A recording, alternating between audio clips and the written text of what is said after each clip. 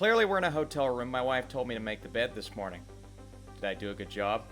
She hates me. What is up, Netflix fans? Welcome back to my channel. Still on the road, but we are going to continue dropping reviews like it's nobody's business, except for yours. Today we're talking about the brand new Melissa McCarthy film called The Starling, dropping on Netflix this Friday. Let me know if you're going to watch it. Let's do it. So a woman adjusting to life after loss contends with a feisty bird that's taken over her garden, and a husband who's struggling to find a way forward. And this bird is basically providing Lilly, aka Melissa McCarthy, this very interesting avenue for her grief and the courage to heal her relationships, rediscover her capacity for love after this tragic loss in her and Chris O'Dowd's life. Chris O'Dowd plays her husband. I absolutely love O'Dowd. Every time he pops up, doesn't matter what it is. And McCarthy is interesting for me, right? She's in movies every now and then that are just flat out terrible. But I like her presence when it comes to doing something that's a bit what feels like outside of her wheelhouse, but I know she can do it. I've seen it before. And The Starling looked to be that kind of emotional film that takes one route and really kind of sticks to it. And we'll talk about how it kind of branches out in a bad way here in a little bit. But I do want to start with those performances. McCarthy actually does a great job in this movie. Now, she is given some material that doesn't quite work, and that mostly comes from when she is trying to be funny. And don't get me wrong, she is funny. She's made me laugh countless times. Her performance in Bridesmaids is still one of my favorite comedic performances.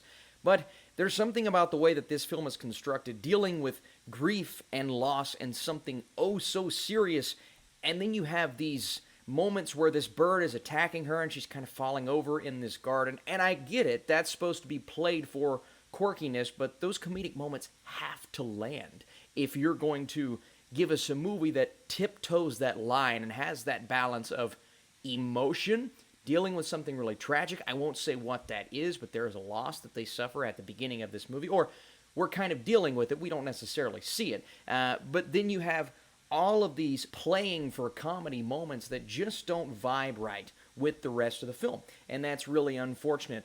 O'Dowd is good. He's subtle. He's really subdued. He's playing a very different character than McCarthy's character, and they butt head. That's a strategic move from the writers, absolutely, but they butt heads all throughout the film because they're just on two completely different pages, and they're both dealing with grief and loss in drastically different ways. And it's up to McCarthy's character to kind of figure out how she's going to deal with this tragedy. We also have Timothy Olyphant, Daveed Diggs, who kind of pops up in this movie. I was so excited to see him.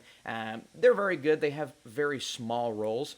Kevin Kline is in this film, and I love seeing Kevin Kline pop up as Larry. He does a really good job. It's just nice to see him on screen, and the interactions between characters here, while not much to write home about, because I don't believe the script is the best thing in the world. They're still all really solid. Theodore Melfi is our director here. Movies like St. Vincent and Hidden Figures. So automatically, I'm super pumped, right? I feel as if this is going to be a story that handles all of these extremely deep themes in a solid way. But I think that's the big flaw with this movie, is it just doesn't know which route it wants to go. And when you throw in all of these elements, right, the idea of this Starling coming in, causing Melissa McCarthy's character to think about things in a different way, and the way that she approaches getting these birds out of the garden, I mean, that's funny. It's played for comedy, right? The birds, they don't look great. They're CGI. It kind of throws me out of those very emotional and more intimate moments between characters. I have no issues with the chemistry in this movie.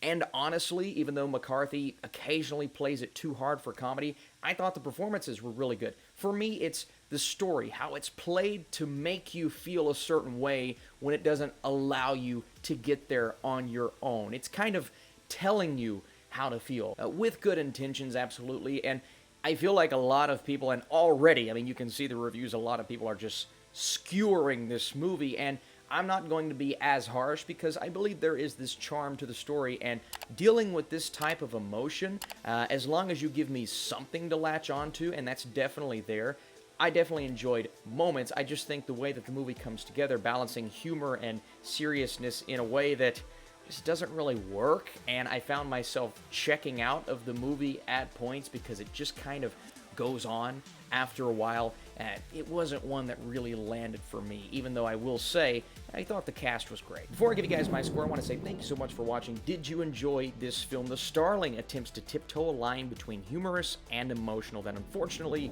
never works. The cast works well together, but the story progression falls flat.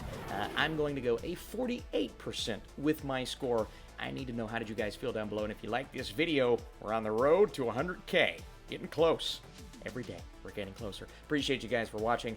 Promise I won't be in this hotel too much longer. I'll be in a different hotel next time. So,